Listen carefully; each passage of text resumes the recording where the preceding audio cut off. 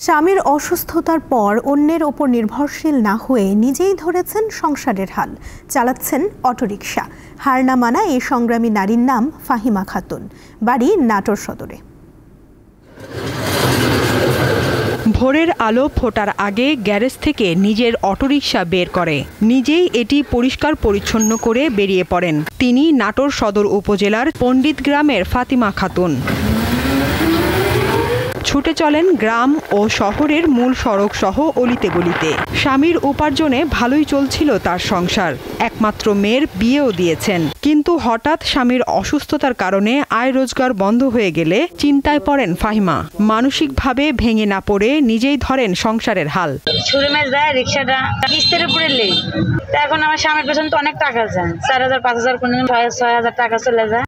তারপরে আমার ঋণ পাতি আছে, তুলিছিলাম টাকা। সকাল থেকে সন্ধ্যা পর্যন্ত যা আয় হয় তা দিয়ে স্বামীর চিকিৎসা, ঔষধ কেনা, সংসার খরচ ও ঋণ পরিশোধ করেন এই অদম্য নারী। তার দৃঢ় মনোবলের প্রশংসা করেন সবাই। নাটোর শহরে দেখলাম হঠাৎ করে একটা মহিলা রিক্সা চালাচ্ছে। এইটা সত্যিই খুব পরিশ্রমের কাজ। আমরা চাই বাংলাদেশের ঘরে ঘরে মেয়েরা শক্তিশালী হোক। নিজের কাঁধে সংসারের দায়িত্ব তুলে নেয়া ফাহিমা খাতুন নাটোর সদর উপজেলার অনেক নারীর কাছে এখন অনুপ্রেরণার উৎস। দীপ্ত, বার্তা কক্ষ।